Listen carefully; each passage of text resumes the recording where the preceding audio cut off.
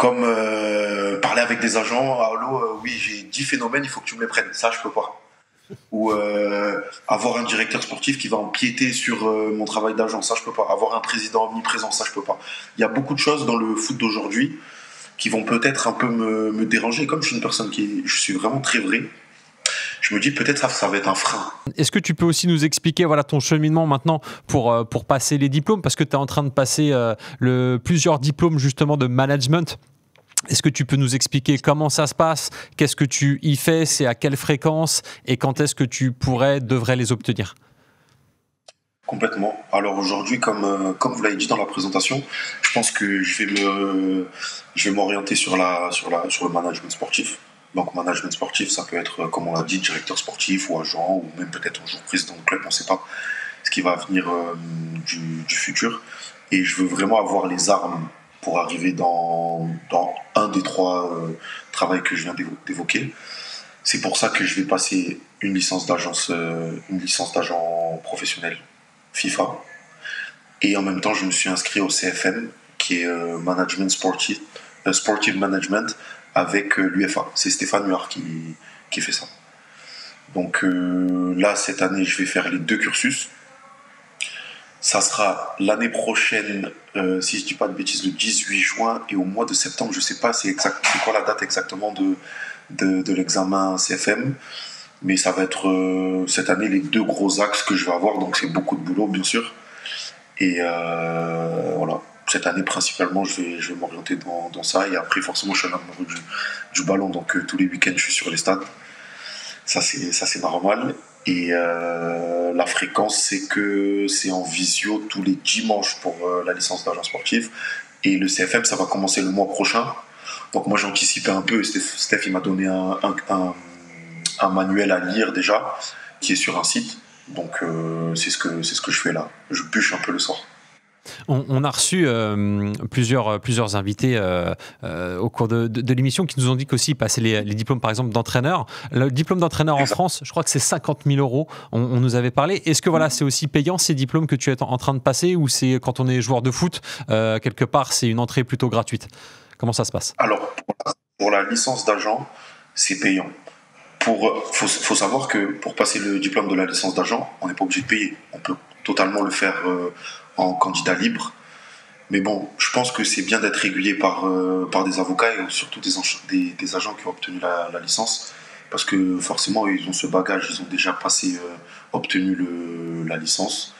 Donc forcément, c'est un petit plus. Et pour le CFM, c'est pas du tout payant. Il faut quand même, je pense, avoir joué, savoir de quoi on parle.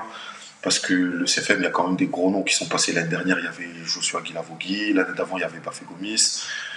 Je crois, si je dis pas de bêtises, il y a 4-5 ans, il y a Rakitic qui est passé avec Steph Huard, et Djida aussi. Donc il y a quand même... il faut avoir joué au foot, je pense. Avoir joué au foot, avoir côtoyé des gros clubs, parce que on peut pas non plus tout expliquer dans le fonctionnement d'un club. Il faut avoir vécu le moment présent. Legdo HD nous demande est-ce que le poste d'entraîneur ne t'a jamais intéressé? Ouais, ça m'a intéressé. Alors après, avec la vision du football que j'ai aujourd'hui et avec ma personnalité, c'est pas que je me ferme le poste d'entraîneur, c'est que je me vois un peu... Ça va être difficile pour moi, parce qu'il y a beaucoup de choses que j'arrive pas à accepter. Comme Et quoi? comme je suis quelqu'un Comme parler avec des agents, allô, oui, j'ai 10 phénomènes, il faut que tu me les prennes. Ça, je peux pas.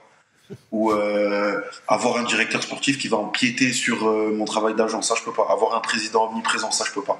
Il y a beaucoup de choses dans le foot d'aujourd'hui qui vont peut-être un peu me déranger. Comme je suis une personne je suis vraiment très vrai, je me dis peut-être ça va être un frein dans dans ma façon de manager les joueurs. Alors je vais avoir plein de plus, parce que j'ai toujours été attiré par la tactique. Je suis allé à l'école italienne, j'ai eu des coachs qui ont été des grands tacticiens et avec qui j'ai un très bon rapport, et j'ai soif d'apprendre. Donc je peux avoir une bonne école, mais il y a tous les à côté. Je pense que ça peut être difficile.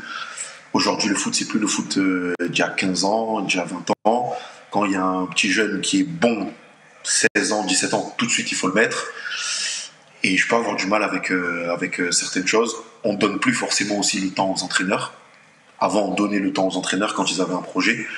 Par exemple, le dernier en date, c'est Guardiola. Guardiola, il a fait 10 ans à Manchester City, mais quand il a commencé, il n'avait pas des résultats qui étaient exceptionnels. Aujourd'hui, tu as un très gros club, tu prends un coach comme Guardiola, ou tu prends un autre club, on l'a vu avec Mourinho, Fenerbahçe, qui n'est pas dans le top 10 européen, ils n'ont pas laissé le temps à Mourinho. Donc c'est plus le foot dont je sais plus le foot d'avant. Et je sais que ça, je peux avoir un peu de mal avec, même si je peux avoir d'autres points positifs. Ouais, en fait, il te faut une vraie marge de manœuvre que tu pourras avoir donc avec ce métier de directeur sportif. Complètement. Avec le métier de directeur sportif, je pense que je peux complètement coller à l'image parce que je suis pas quelqu'un qui... j'aime pas mettre en avant. Donc je suis pas coach, je suis directeur sportif, donc c'est le coach qui prend ses décisions. Je suis pas président non plus, donc les décisions finales, c'est le président qui les prend. Je suis le liant entre l'équipe première et la direction, et avec un regard aussi pour construire l'équipe avec le coach. Mais c'est pas moi qui me mets en avant, c'est le coach qui me demande quelque chose, et moi je dois aller remplir certaines tâches.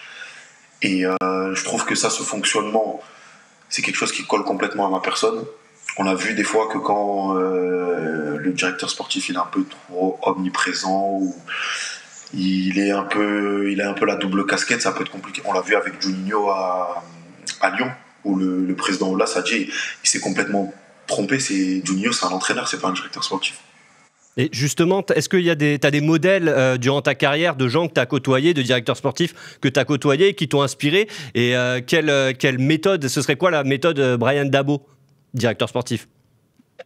Alors, la méthode, je pense pas que j'aurai de méthode particulière, parce que je suis plus, comme on en parlait avant, je suis plus quelqu'un je suis focalisé sur l'humain et sur le mental et sur les performances. C'est mes 3 axes.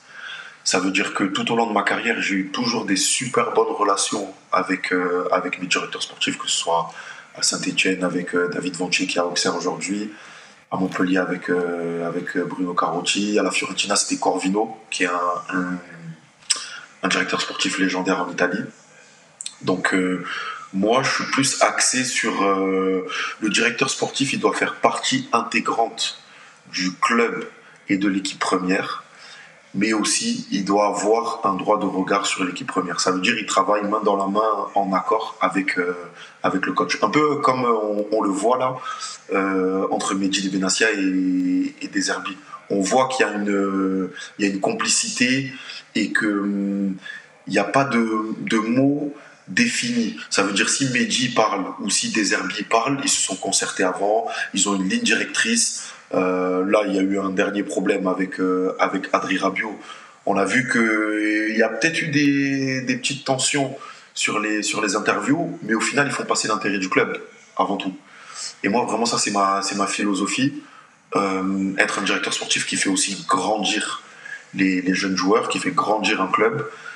Et ça, il y a beaucoup de boulot. Il faut avoir la confiance d'un président. Il faut peut-être aussi apprendre avant d'être numéro 1. Peut-être être adjoint d'un directeur sportif dans un club, peut-être commencer un peu plus bas. Il y a beaucoup d'étapes.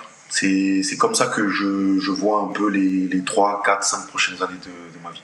Et parmi les directeurs sportifs qui font, on va dire, l'actualité, qui sont très connus aujourd'hui dans le monde du foot, est-ce qu'il y a des noms qui reviennent, qui t'inspirent, par exemple ? Bah ouais, complètement. Moi, je suis adepte de Campos, ce qu'il a fait. Campos, honnêtement, ce qu'il a fait pour moi, c'est très, très, très, très, très fort, parce que partout où il passe, il gagne.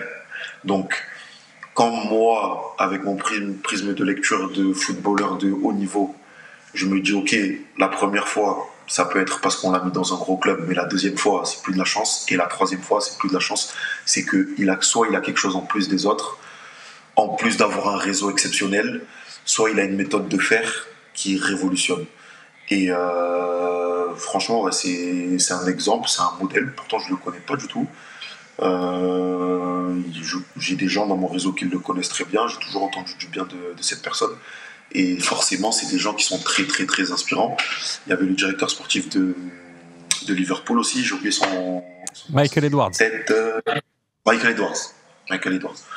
Qui est plus à Liverpool aujourd'hui, mais exceptionnel aussi ce qu'ils ont pu réaliser dans la construction de l'effectif et surtout dans la mentalité que Liverpool a, parce que sortir Jürgen Klopp du club, avoir aujourd'hui un nouveau coach et performer, c'est exceptionnel.